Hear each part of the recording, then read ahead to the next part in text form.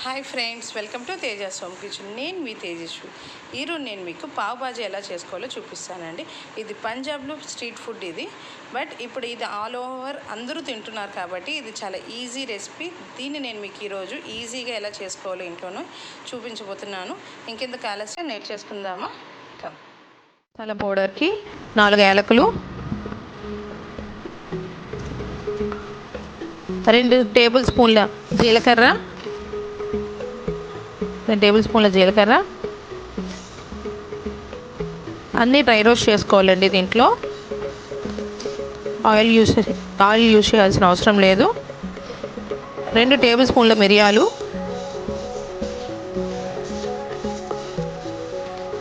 2 table స్పూన్ల ధనియాలు, 10 సోంపు ½ టేబుల్ స్పూన్,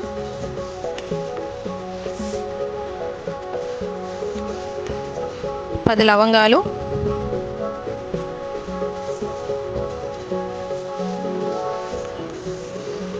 2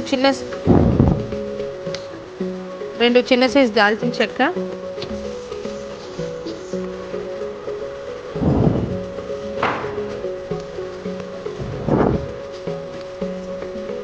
అలాగే ఇప్పుడు ఇందులో మనకు కారానికి తగినన్ని ఎండుమిరపకాయలు నేను 7 వేస్తున్నాను. మీకు ఇంకా ఎక్కువ కావాలంటే ఇంకా ఎక్కువ వేసుకోవచ్చు అండి.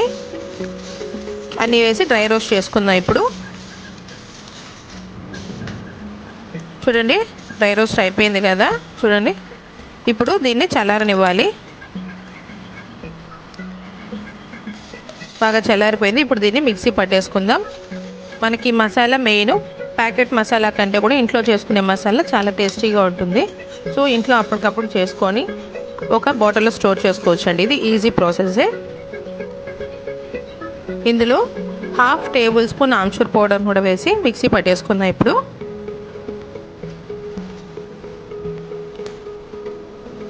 ఇప్పుడు ఇది రెడీ అయిపోయింది. ఇప్పుడు స్టవ్ మీద ఒక కుక్కర్ పెట్టుకొని నానబెట్టుకున్న బఠానీలు 1 కప్పు, తొక్కు తీసి ముక్కలుగా కట్ చేసి పెట్టుకున్న ఒక పొటాటో, పెద్ద పొటాటో,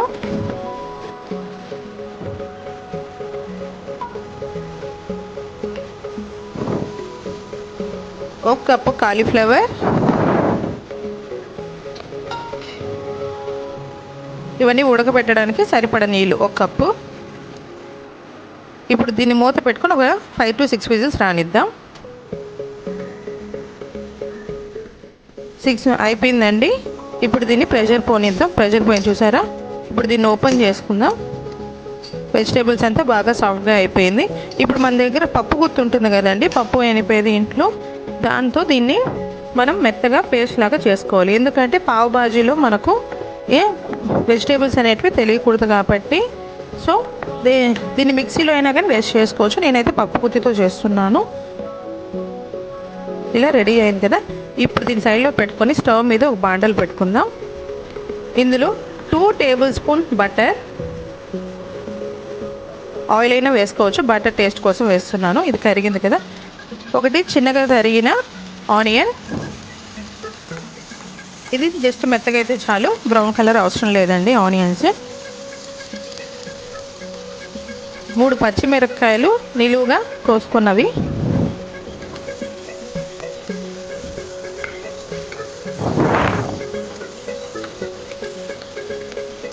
1½ టేబుల్ స్పూన్ అల్లం వెల్లుల్లి పేస్ట్.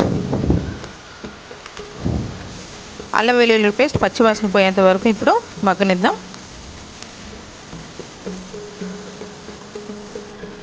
ఇది పచ్చివాసన అంతా పోయింది చూడండి. ఇప్పుడు ఇందులో 2 టమాటోలు చిన్న చిన్న ముక్కలుగా కోసుకున్నాను. ఇప్పుడు దీన్ని కూడా వేసుకుందాం. ఇందులో టమాటాలు కూడా మెత్తగా అయ్యేంత వరకు మగ్గనివ్వాలి. ఇది మొత్తం మసాలా అంతా మెత్తగా అయిపోవాలండి. చూడండి, ఇలా ఇప్పుడు ఆయిల్ అంతా వదిలేసి బాగా మగ్గిపోయింది కదా. ఇప్పుడు ఇందులో ½ టేబుల్ స్పూన్ పసుపు,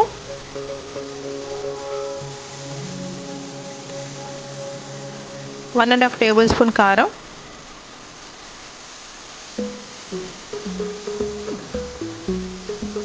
1/2 టేబుల్ స్పూన్ ఉప్పు.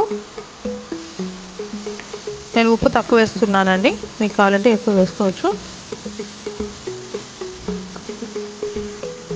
దీనంతా కొంచెం మగ్గనిద్దాం.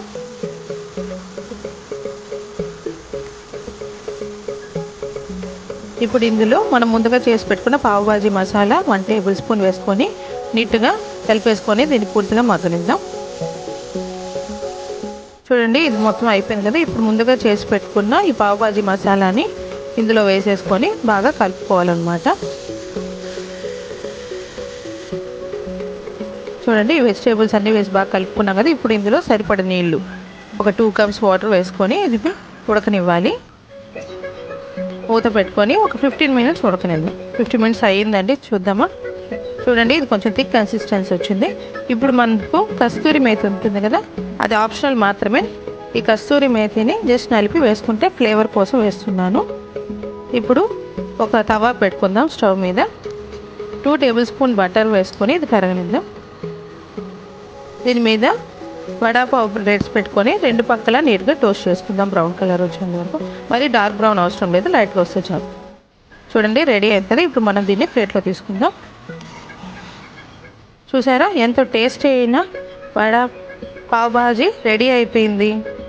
చూడండి, ఇంట్లోనే ఈజీగా తయారు చేసుకోవచ్చు అండి. మీకు కానీ ఈ వీడియో నచ్చినట్లయితే లైక్ చేసి షేర్ చేయండి. నా ఛానల్ని సబ్స్క్రైబ్ చేసుకోండి. మరిన్ని వీడియోస్ కోసం ఇంకొక సరికొత్త వంటతో మీ ముందుకి ఇంకో కొద్ది రోజుల్లో వస్తానండి. Thank you, bye.